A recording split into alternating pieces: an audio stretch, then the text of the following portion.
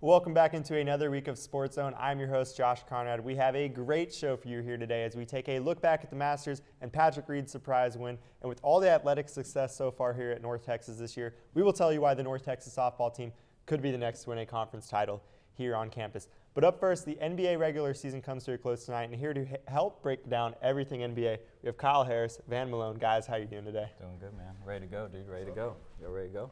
Well, the NBA playoffs start Saturday, but before the NBA playoffs start, we're going to do a little NBA buy or sell, everyone's favorite segment right here. We're going to ask you some hypothetical questions about the NBA going forward, and we're going to start with one that's near and dear to my heart. Now, Kawhi Leonard, he's only played in 9 games this year.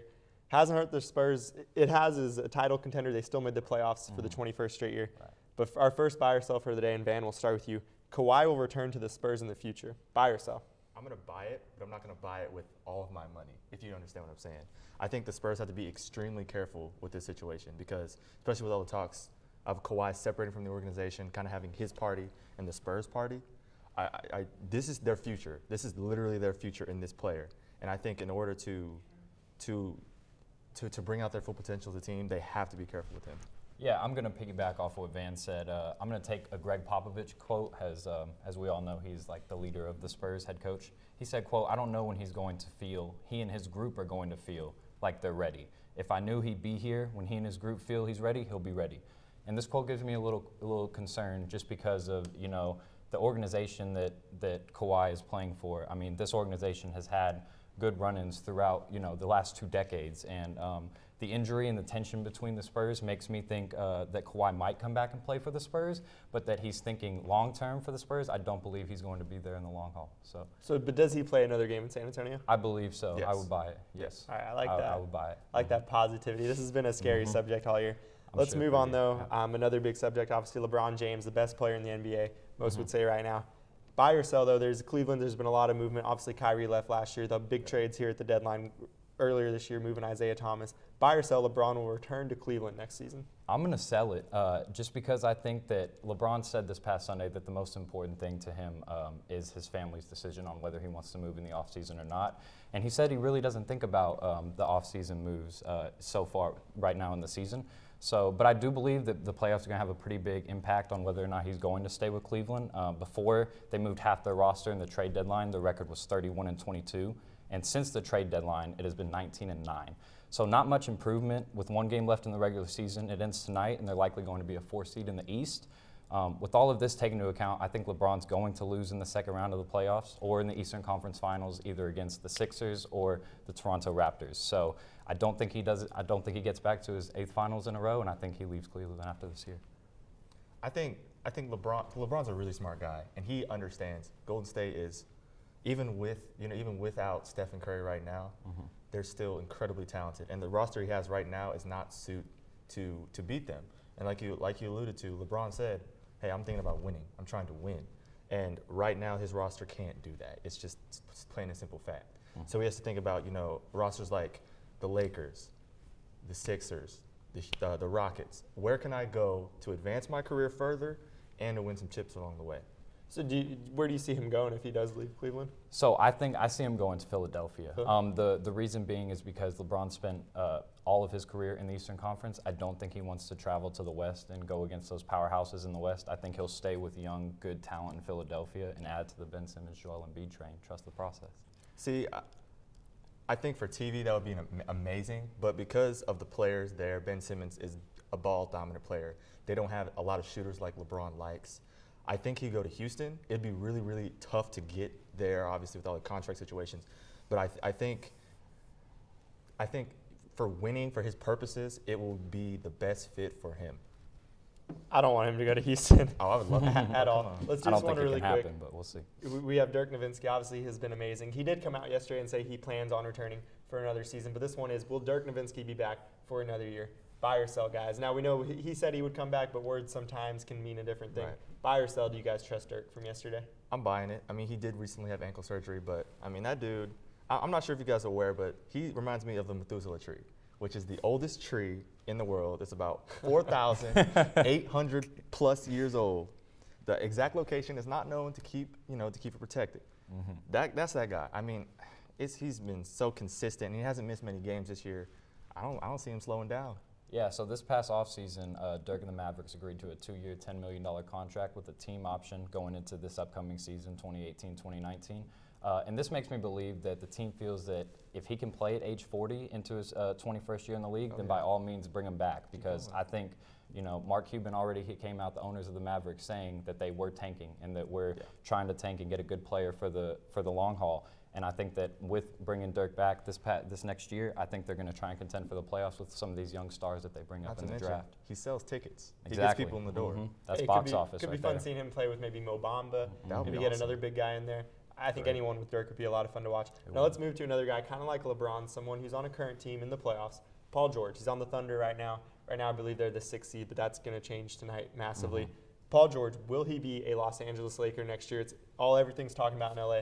Does Paul George go west? Yeah, so I think Paul George, how he said in the offseason before he even joined Oklahoma City Thunder, he said that he would have loved to go and play for his city, the LA Lakers, his hometown. And I take him on his word. I think he's enjoyed playing with Westbrook this season, but just like KD, I think he's going to realize that you can't win with Russ and you can't win with a collegiate level coach like Billy Donovan coming from Florida. Because of this, OKC has underperformed to the expectations that were set for them this offseason, and paired with Westbrook and Melo, it didn't pan out, like the way everybody thought it would. Van, really quick, just buy or sell. Is he going to be a Laker? Yeah, he's going to be a Laker, definitely. Going to be a Laker? All right, well, we'll see. Good job to LA. But coming up next, we take a deeper dive into the NBA playoffs right here on SportsZone. Okay, so what would you bring to my company? What do you need?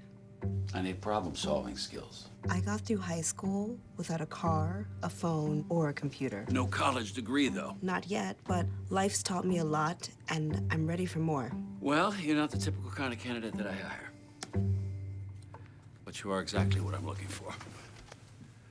Your company could be missing out on the candidates it needs most. Learn how to find a great pool of untapped talent at gradsoflife.org. Here's your check.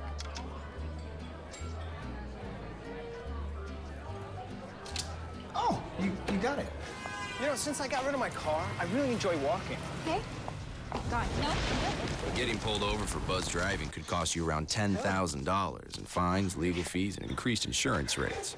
Oh, you're home early. You live with your mom? That'll set your game back a few years. Buzzed, busted, and broke. Because buzz driving is drunk driving. Oh, emojis. I thought the conversation just got dumber. Ugh, internet trolls, just ignore them. I like you just the way you are. I believe in you. She's a hugger. Give her a squeeze. Help up the hand. Ah, there you go. Thanks, mate.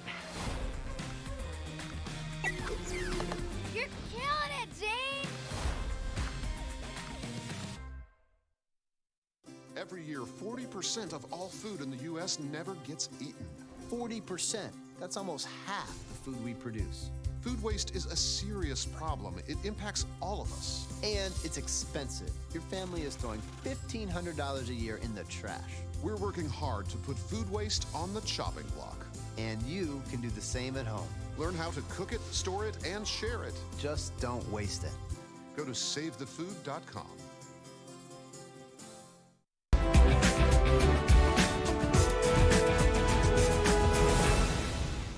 Well, the NBA playoffs start this weekend, but up first, a wild final night of the regular season that features head-to-head battles for both the 3rd and the 8th seed in the Western Conference. Now we have Kyle, Van back here at the desk. Guys, it is a wild night in the West, and if you've seen anything on Twitter, it's every sports writer from every NBA market tweeting how much of a headache their job is to figure out all the different seedings. Teams can win, lose. The Spurs can be the 8th seed tonight. They can also be like the 4th seed. It is crazy. Right now, obviously, the head-to-head matchup for the 8th seed between Minnesota and Denver. There you can see the current playoff projections. That is massively going to change tonight in the West. First of all, I just got to ask you guys, does Minnesota or do the Nuggets get in for 8? I got the Minnesota Timberwolves beating the Denver Nuggets tonight. The reason being is they have more talent, I think, on the team. Denver has Jokic. They have Gary Harris. They got guys that can come off the bench and are good spark plugs. But, we're talking about the Minnesota Timberwolves. We're talking about Cat, Karl Anthony Towns, Andrew Wiggins. Bulls. The Timber Bulls, exactly. Jimmy Butler. Exactly. Jimmy Butler coming back for them, I think it's going to have a huge impact. I think the Minnesota Timberwolves got it tonight, and they're going to be the 8th seed in the playoffs. I 100% agree. Stars shine when the lights are the brightest. You got transformative talents like Jimmy Butler. guys like Karl Anthony Towns. Coach Thibodeau's been there, done that in the playoffs, and I think his team gets it done. And the schedule makers are getting like their bonuses from the NBA. Oh, yeah. For putting this matchup, you've got the battle for the 3rd seed, Spurs Pelicans. It's going to be a crazy wild night here definitely. for the NBA. Let's move forward to the playoffs. They do start this weekend. Obviously, it's going to be very exciting. I think we'll all be glued to our couches watching first-round matchups. Who do you think out of all these players, there's so many stars, obviously Anthony Davis being in the playoffs is going to be exciting. James Harden being a top seed and the expectations on him. Who do you guys think is the player that's going to make the biggest impact? I think it'll be Joel Embiid of the Philadelphia 76ers because when he doesn't play, the Sixers, their talent level dips. It goes way down. But when he is in there, he's one of the best defenders. He can shoot the three. Best tweeters. Oh, definitely. And of course, we all love his reactions. We all love. He brings an energy to the team. He is the process, and with him in there, the Sixers are a completely different team. Interesting you say Joel Embiid. I actually have the opposite take on that, but I'm going to stay with Philly. I have Ben Simmons to be the biggest impact player for the Philadelphia 76ers. Right now, Philadelphia is on a 14-game win streak, and everybody's looking at the Sixers as actual contenders for the Eastern Conference Finals this year. This is Ben Simmons' rookie year, and it's going to be his first year in the NBA playoffs. He's averaged 16 points per game, 8 rebounds, and 8 assists as a 6'10" point guard. I mean, how can you stop that? You know what I'm saying? I mean, I think this postseason is going to tell us a lot about Ben Simmons moving forward in the NBA, and more importantly about the future of the Philadelphia 76ers, as they have drastically improved all the way to the 3rd best record when just a couple of years ago they were at the very bottom. And I think Joel Embiid will have a big difference when he comes back. But right now, I mean, they've been without him when they've won 14 games straight. So, you know, I think they're going to be good. So I want to stay with the Sixers because there's a young team, and oftentimes when young teams finally first get into the playoffs, there's kind of that learning process. The Thunder saw it when they had Harden, Westbrook, and Durant. They had a tough series. They played LA really tough. And there's such a difference between regular season basketball and postseason basketball. Do you guys think there's going to be a massive learning curve? Right now, the Sixers are the 3 seed in the East. They'd be set up to play the Milwaukee Bucks if it ended right now. What do you guys think? Is there going to be a learning process, and how hard is it going to be for them? I think it will, but I think Ben. I think it's really like you said, going to revolve around how their stars handle it, and it's Ben Simmons, especially because when coaches have several days to prepare for a player, Ben Simmons can't shoot. That's such a glaring issue that he has, and I think if how he handles it, whether the other guys will chip in and be, hey, okay, we can do this, we got this. And that's exactly why he has the biggest impact this postseason, because if he doesn't come out and play, you know, we're going to be looking at this 76ers team as a different team next year. You know, this is his first season in the playoffs. I think with Joel Embiid coming as well, you know, you got a bunch of young guys coming in there. Milwaukee's a little bit more veteran. I mean, Giannis has been in the league for 5-6 years now. He's experienced this playoff, so I think it's going to be a real good test this first game for the Sixers. So we look at the playoffs as a whole. Obviously, it's been Warriors, Cavs for the past 3 years. Cavs right now are the 4 seed out in the East. The Warriors are the 2 seed, but Steph's not playing in the first round. What do you guys think? Who's your finals pick right now at the start of the playoffs? Who do you see going to the NBA Finals? I think I know we know where you're going. So the top 2 teams I have going to the NBA Finals this year is going to be the number 1 seed teams in each respective conference, that being the Houston Rockets and the Toronto Raptors. The Toronto Raptors have one of the best defensive and offensive ratings in the whole NBA. I mean, the Rockets right now they have the best offensive rating in the NBA, and the Raptors are 3rd best offensively. So I think that offensive-defensive mentality come into the game. I think they're going to be able to go through the finals, and I think they are going to be able to take LeBron out in the East. The Raptors are, and I think Houston can defeat the Warriors, especially if Steph Curry isn't 100%. Ben, who you got going to the finals? I have the Rockets and the Cavs, only because the Cavs, I should say, not the Cavs, LeBron, psychologically he's psychologically gotten the Raptors over and over, time and time again. We're thinking, this is the year, this is the time. Kyle Lowry, DeMar DeRozan, they're going to put together now. Well, every single time it's been gentleman's sweep. It's been 4 games. LeBron has the Raptors number right now. We'll see. I'm selling on the Raptors. I don't see there's any way. But up next, a historic weekend out at Augusta. We have a full Masters recap up here on SportsZone. Here we go. We're going to go out there in the rain. You're going to get wet. All right, here we go. Go, bro.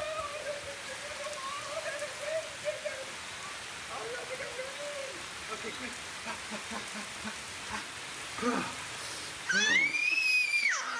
Oh, yeah. Yes. So much fun.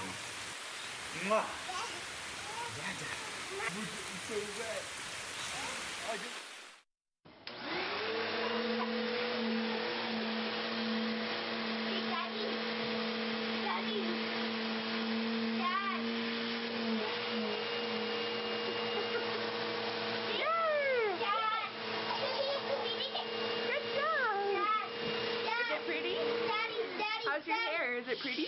Daddy, It's pretty. maybe I'll say it.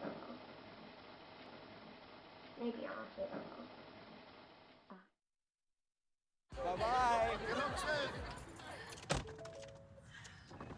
Hi. Hoping for a crisp breeze to help keep you alert. Oh, he took a sip of water too. That'll probably help.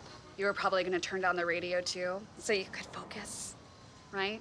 Probably okay isn't okay. Right. If you see a warning sign, stop and call a cab, a car, or a friend. I think the water line is what really drove it home. I blew on him. So there you are, shuffling through a stack of resumes and you come to mine. This is it, first impression, my way in. But can my resume show you how I truly stand out? Like that I was studying, going to night school while working 2 jobs just to help my parents pay for groceries. Or being the first one to always step up. No, that's something you just can't put on paper.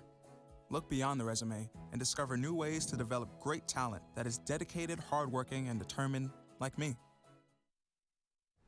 And as you can see there, one of the most beautiful sports sites in all of sports, maybe people's favorite spring tradition, the Masters. As you can see, a perfectly green course, just beautiful out there in Augusta, Georgia. And the 2018 edition of the Masters did not disappoint. It was Spring, Texas native Patrick Reed putting on the green jacket out at the Augusta National Golf Club on Sunday. And guys, Reed, certainly not a household name before this weekend. I mean, just a beautiful shot out there. I think we all wish we weren't at this desk and we were out there in Augusta, Georgia. But guys, what were your impressions of just kind of Reed and the Masters as a whole? This was Reed's first victory in a major event in 4 previous Masters starts. Reed missed the cut twice, he never broke 70, and he always finished outside the top 20. I mean, who would have thought that this guy could win it all before Friday's tee-off? I never even heard of the guy. I mean, we were all expecting, you know, Ricky Fowler, Jordan Spieth, Tiger Woods. I mean, he shot a 69 on day 1, a 66 on day 2, 67 on day 3, and finished off with his worst performance on Sunday, 1 under par with a 71 on his final day. He finished 15 under par. I was a little lost for words when I saw it, and these kind of performances are the reason why I tuned in to watch the Masters. Oh yeah, Patrick did amazing. I had to look him up. I was like, who is Exactly, that? exactly. He plays golf, and it was awesome. Jordan Spieth, I like touch on him. He had 21 birdies and eagle, great job. And Tiger, really, come on, Tiger, come on, man. I was really rooting for him. I was like, okay, this is the one. He's gonna come back. He's gonna do it. And I kind of reflect his performance as kind of getting a 70 on a test. You know, sometimes it's that class, and a 70 is okay. You know what? Hey, I got a 70. But I mean, you know, he won't be back to his former self, which we just have to accept. Do you guys think Tiger Woods, just even being in the Masters, makes it more exciting, kind of draws more interest to golf as a whole? I mean, it absolutely does. Yeah. I mean, if you saw the ratings this year compared to the, a couple years before, I mean, ratings were sky high when Tiger was playing, especially in the first 2 days. If you tuned in on Sunday and saw the ratings, weren't as high because Tiger wasn't in competition. I mean, he was 18 strokes behind the leader who ended up winning the green jacket in the end, which was Patrick Reed going into Sunday's matchup. So Tiger's already got 4 green jackets. The one thing Tiger usually does well at Augusta is hit 5 par holes, and he didn't hit those very well. His irons weren't there, his short game wasn't there. But all in all, I mean, he finished in 32nd place, 1 over par. I think it's good for the future, and I think Tiger is starting to get back to where he used to be. Let's talk about another guy. Did you have more you want to say on Tiger? Yeah, let's go back to Jordan Spieth, another Texas native. He carded a 64 for his final round. What did you guys think about Spieth's just performance over the whole weekend? I mean, he did okay. He did all right. He did good. He did good. Obviously, being a former winner, he was top 3, of course. I really expect him to continue that trend. I don't want another fall off like what happened with Tiger, because I think that's not good for golf overall. I really like it when there's stars because like Kyle said, stars bring ratings. And I mean, I'm not gonna lie. I heard Tiger was in it. I was gonna watch. Exactly. So that's what a lot of other people. I think the stars really fuel the game, especially with golf, because it's kind of a slow sport. I'm just wondering where he got that Under Armour jacket in those highlights. I'm gonna have to go to Dick's Sporting Goods and get that. Absolutely. Let's switch over. I know you want to talk about Rory McIlroy a little bit. What did you see from him this weekend? What were your thoughts? I mean, he's won everything else. I mean, he's won every single major award except that green jacket. Rory, you got to get it done. You got to get it done. You want to be up there with one of the greats. You want your own drink like Arnold Palmer. you're gonna have to get that green jacket. What do you think about Rory's performance? Yeah, no, I think he had a really good performance. I think, the Masters is the most competitive golf tournament in all of, in the whole PGA Tour itself. So I think just to be able to finish in the top 10, top 20 for any of these golfers is a great accomplishment. And even though McIlroy hasn't won it all yet, I think he's geared up to eventually get that he'll win definitely get one soon, because he's won it in all the other contests in the PGA. The only one he hasn't won in is the Masters. I think it's going to happen very soon. We'll see if he gets that. But from the greens of Augusta to the greens of the North Texas Mean Green, and up next we head out to Lovelace Field, where North Texas has been feeling the love lately, and also 2 North Texas basketball players leave the program. We tell you who after the break.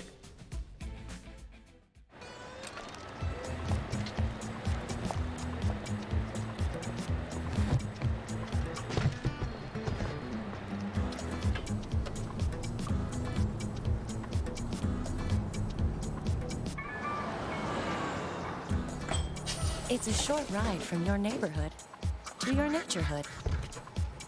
To find a neighborhood park or green space near you, visit discovertheforest.org. Patriotism. It inspires passionate debate, and it's worn like a badge of honor with good reason, because it means love and devotion for one's country. But what really makes up this country of ours? It's the people. To love America is to love all Americans. This year, patriotism shouldn't just be about pride of country. It should be about love. Love beyond age, sexuality, disability, race, religion, and other labels. Because love has no labels. Listen, I realize that I'm not perfect, but it all really started to change because you judge me for having a problem. No one is going to know that I need help. I need help. I know that no one is going to judge me for having a problem. I realize that I'm not perfect, but it all really started to change because you listen.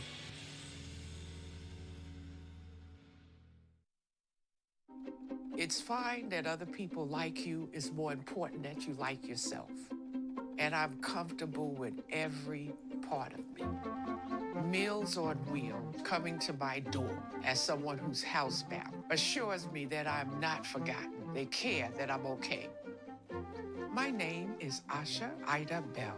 America, let's do lunch. Drop off a hot meal and say hello. Volunteer by donating your lunch break at americaletsdolunch.org.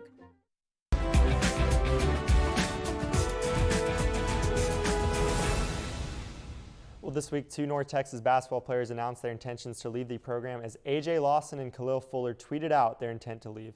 Now, guys, let's bring it back. How surprising, first of all, is it for leaders? You can see Lawson's tweet right there, thanking the coaching staff, thanking Coach Bedford. We also have Khalil Fuller's tweet. How shocking is it to see both these guys leave the program, especially after the success of the CBI? What do you guys think it means for the team?